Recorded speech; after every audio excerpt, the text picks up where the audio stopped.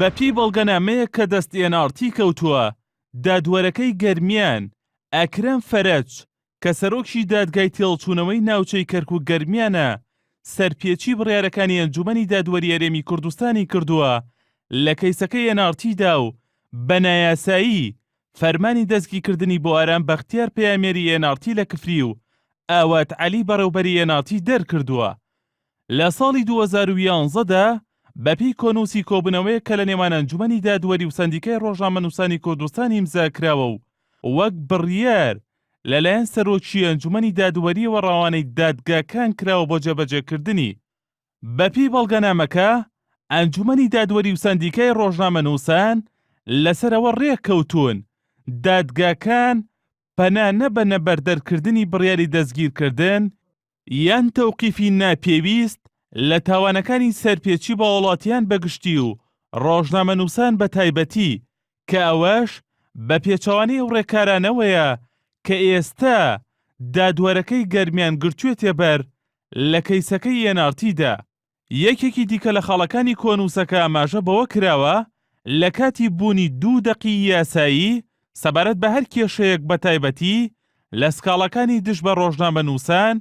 کام دەقی لە بەرژەوەندی ڕۆژنامەنووسانە ئەوە پیادە بکرێت. لە خاڵێکی دیکەی کۆنووسەکەدا هاتووە یاسای کاری ڕۆژنامەگەری ژمارە 35 لەلایەن دادگاکانەوە پەیڕەو بکرێت کە ئەمەش لە کەیسەکەی NRTدا لە گەرمیان کاری پێ نەکراوە. ئەم کۆنووسە لە ساڵی 2011 لە نێوان ئەنجومەنی دادوەری و سەندیکای ڕۆژنامەنووسانی ئیمزا کراوە و بە نووسراوی فەرمی ڕەوانەی دادگاکانی تێڵچوونەوە کراوە لە هەرێمی کوردستان. بەو پێیەش بێت بەپێی بەڵگەنامەکە دادوەرەکەی گەرمیان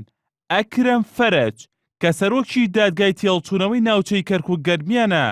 سەرپێچی بڕیارەکانی ئەنجومەنی دادوەری کردووە کە بە نووسراوی فەرمی چووەتە بەردەستی.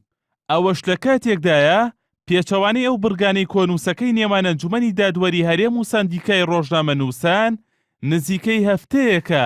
پەیامێری NRT لە کفری لەلایەن سەرۆکی دادگای تێڵچوونەوەی ناوچەی کەرکووک گەرمیان لە کەلار ڕاگیراوە و فەرمانی دەستگیرکردنیش بۆ ئاوات عەلی بەڕێوەبەری NRT دەرچووە. دەستگیرکردنی پەیامێرەکەی NRT سەرەڕای ئەوەی پێچەوانەی یاسایی ڕۆژنامەگەریە بەشێک لە کاردانەوەکانیش ئاماژەیان بووەوە کرد کە ناکرێت لە یەک کاتدا کەسێک سکاڵاکەر و دادوەریش بێت، بۆیە پێویستە دادگایکردنەکە بگوازرێتەوە بۆ شوێنێکی بێلایەن و لە دەرەوەی دەسەڵاتی سەرۆکایەتی دادگای تێڵچوونەوەی کەرکووک گەرمیان بێت. بۆ گواستنەوەی کەیسەکەی NRTش لە گەرمیانەوە بۆ شوێنێکی دیکە بەپی مادەی 55 لە یاسای بنەما دادگەریە سزایەکان